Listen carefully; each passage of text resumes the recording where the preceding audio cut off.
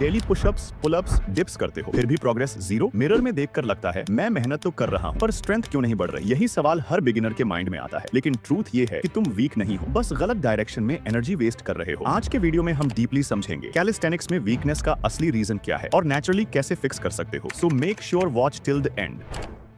Calisthenics में week होना मतलब ये नहीं कि तुम्हारे मसल्स कमजोर हैं, बल्कि तुम्हारा सिस्टम इनबैलेंस में चल रहा है। ज्यादातर बिगिनर्स ये गलती करते हैं कि वो सिर्फ एक्सरसाइज की क्वांटिटी पर फोकस करते हैं, लेकिन बॉडी के सिग्नल को समझते ही नहीं। सोचो, अगर तुम अपना टेलीफोन चार्ज करते हो लेकिन चार्जिंग केबल आधा टूट गया तो क्या फोन फुल चार्ज होगा? नहीं ना। वैसे ही तुम बॉडी को ट्रेन तो कर रहे हो, और रेस्ट, न्यूट्रिशन और फॉर्म गलत होने से एनर्जी ड्रेन होती रहती है और तुम्हें लगता है स्ट्रेंथ नहीं बढ़ रही। कैलिस्थेनिक्स एक बैलेंस का सिस्टम है जहाँ तीन चीजें इक्वल इंपॉर्टेंस रखती है: रिकवरी, स्टेमिना और टेक्निक। रिकवरी, जब तुम मसल्स को रेस्ट नहीं देते तो वो रिपेयर नहीं होती, और बिना रिपेयर के नेक्स्ट वर्कआउट में उनका परफॉर्मेंस गिरता है, मतलब तुम और वीक फील करते हो। स्टेमिना, कैलिस्थेनिक्स में तुम्हारा बॉडी वेट ही रेजिस्टेंस होता है। अगर स्टेमिना लो है तो तुम 5 रेप्स के बाद ही थक जाओगे, चाहे मसल्स स्ट्रांग हो या नहीं। टेक्निक, ये सबसे अंडररेटेड पार्ट है। गलत फॉर्म से पुशअप करने का मतलब है कि तुम्हारा एफर्ट रॉन्ग मसल्स में जा रहा है। तुम्हें लगता है वर्कआउट हार्ड हो रहा है, बट एक्चुअली वो इफेक्टिव नहीं होता। तो जब ये तीन पिलर्स, रिकवरी, स्टेमिना और टेक्निक, बैलेंस में नहीं होते तो तुम्हारा बॉडी कंफ्यूज हो जाता है, और इसी कंफ्यूजन की वजह से स्ट्रेंथ बिल्ड होने के बजाय एनर्जी लॉस होती है।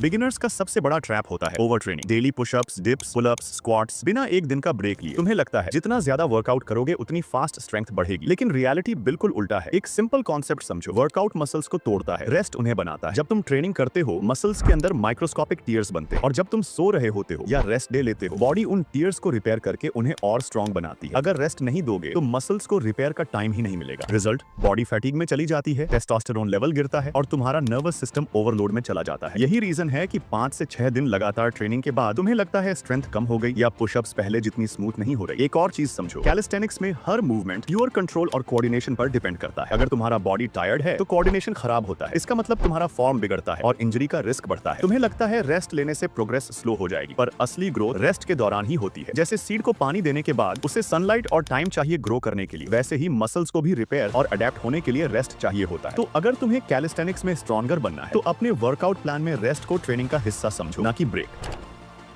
कैलिस्थेनिक्स में प्रोग्रेस सिर्फ ट्रेनिंग से नहीं होती, तुम्हारा न्यूट्रिशन ही डिसाइड करता है कि तुम्हें कितनी एनर्जी और स्ट्रेंथ मिलेगी। ज्यादातर लोग यही गलती करते हैं, ट्रेनिंग कंसिस्टेंट होती है पर डाइट वीक होती है। रिजल्ट, थकान, लो स्टेमिना और स्ट्रेंथ ब्रेकडाउन। एक सिंपल फॉर्मूला समझो, वर्कआउट एनर्जी यूज करता है और वो एनर्जी आती है कार्ब्स, प्रोटीन और हेल्दी फैट से। अगर ये बैलेंस नहीं होगा तो बॉडी मसल तोड़कर एनर्जी बनाएगी। प्रोटीन मसल्स रिपेयर करता है, एग्स, पनीर, दाल, पीनट्स, ओट्स बेस्ट है। कार्ब्स से स्टेमिना मिलता है, जैसे fruits, rice, oats, potatoes perfect choice है। हेल्थी फैट्स हार्मोन्स बैलेंस करते हैं, घी, नट्स, सीड्स जरूरी है। हाइड्रेशन भी इक्वली इंपॉर्टेंट है, सिर्फ पानी की कमी से परफॉर्मेंस 15 से 20% तक गिर सकती है, और वर्कआउट के 30 मिनट के अंदर पोस्ट मील लेना मत भूलना, ये रिकवरी स्पीड डबल करता है। लेकिन सब लोग अपना न्यूट्रिशन और रिकवरी परफेक्ट मेंटेन नहीं कर पाते। कभी कॉलेज स्केड्यूल टाइट होता है, कभी डाइट मिस हो जाती है और एनर्जी लो फील होती है। रिजल्ट, वर्कआउट तो होता है पर परफॉर्मेंस और रिकवरी दोनों रुक जाते हैं। यहीं पर एक नेचुरल बूस्टर हेल्प करता है, मैनश्योर शिलाजित प्योर रेजिन। ये कोई नॉर्मल सप्लीमेंट नहीं है, बल्कि प्योर हिमालयन शिलाजित रेजिन है, जो डायरेक्टली हिमालय की ऊंचाइयों से एक्सट्रैक्ट किया गया, जहां नेचुरल मिनरल्स और हर्ब्स सबसे ज्यादा कॉन्सेंट्रेटेड होते हैं। इसमें होता है 72.68% फुल्विक एसिड, जो बॉडी के हर सेल तक ऑक्सीजन और न्यूट्रिएंट्स पहुंचाता है, जिससे एनर्जी प्रोडक्शन बूस्ट होती है और फटिग कम होता है। फुल्विक एसिड का काम होता है न्यूट्रिएंट्स का एब्जॉर्प्शन बढ़ाना, मतलब जो खाना तुम खाते हो उसका मैक्सिमम फ्यूल तुम्हारी मसल्स तक पहुंचता है। इसलिए ये स्ट्रेंथ गेन और रिकवरी दोनों के लिए गेम चेंजर है। मैनश्योर शिलाजित में कोई फिलर्स, एडिटिव्स या हार्मफुल केमिकल्स नहीं है, सिर्फ प्योर रेजिन। ये बॉडी को नेचुरली डिटॉक्स करने, टॉक्सिन बाहर निकालने और इम्यूनिटी स्ट्रॉन्ग बनाने में मदद करता है, मतलब कम थकान, फास्ट रिकवरी। अगर तुम कैलिस्थेनिक्स या बॉडी वेट ट्रेनिंग करते हो तो ये तुम्हारे लिए परफेक्ट सपोर्ट, क्योंकि ये स्टेमिना, स्ट्रेंथ और फोकस तीनों को बैलेंस करता है। यूज करना भी सिंपल है, बस थोड़ा सा शिलाजित लो, एक मटर के दाने जितना साइज, उसे गर्म पानी, दूध या शहद के साथ मिक्स करो और सुबह खाली पेट ले लो। तो अगर तुम नेचुरली अपना परफॉर्मेंस नेक्स्ट लेवल पर ले जाना चाहते हो बिना आर्टिफिशियल बूस्टर्स के, तो मैनश्योर शिलाजित प्योर रेजिन एक सॉलिड चॉइस है। इसका बेस्ट बाय लिंक डिस्क्रिप्शन और पिन कमेंट में दिया गया है।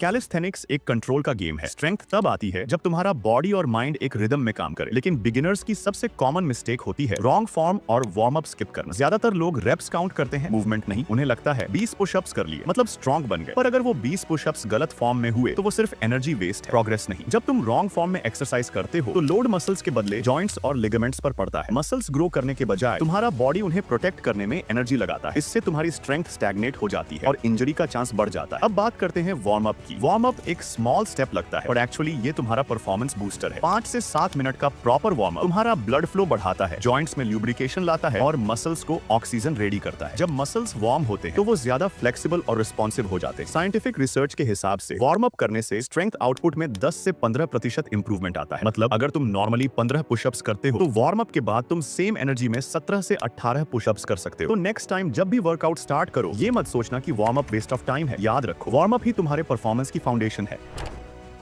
एक कॉमन रीजन जिसकी वजह से तुम वीक फील करते हो वो है प्रोग्रेसिव ओवरलोड को इग्नोर करना। सिर्फ सेम रेप्स और सेम सेट्स करते रहने से बॉडी अडेप्ट हो जाती है और स्ट्रेंथ गेन रुक जाता है। प्रोग्रेसिव ओवरलोड का मतलब होता है धीरे धीरे रेप्स, सेट्स या डिफिकल्टी बढ़ाना, ताकि मसल्स और नर्वस सिस्टम को चैलेंज मिले और वो ग्रो करे। एग्जांपल, अगर तुम 10 पुशअप्स कॉन्फिडेंटली कर लेते हो तो नेक्स्ट वीक 12 से 15 पुशअप्स करो। इससे स्ट्रेंथ और एंड्योरेंस नेचुरली बिल्ड होती है और यही लॉन्ग टर्म रियल ग्रोथ का सीक्रेट है। अगर तुम बिगिनर से प्रो तक का कंप्लीट कैलिस्थेनिक्स रोड मैप ढूंढ रहे हो, कैसे step by step strength build करनी है, कौन सी एक्सरसाइजेस कब स्टार्ट करनी है, तो मेरा calisthenics full road map beginner to pro video जरूर देखना। इस वीडियो को अब तक 3 लाख प्लस लोग देख चुके हैं और सबने उसमें से अपना ट्रांसफॉर्मेशन शुरू किया है। तो आज से मिस्टेक्स को फिक्स करो, रूटीन और न्यूट्रिशन पर ध्यान दो और प्रॉपर स्लीप और रिकवरी फॉलो करो। अगर तुम नेचुरली अपनी एनर्जी, स्टैमिना और स्ट्रेंथ बूस्ट करना चाहते हो तो मैनश्योर शिलाजित प्योर रेजिन ट्राई करना मत भूलो। लिंक डिस्क्रिप्शन में दिया है। Thanks for watching.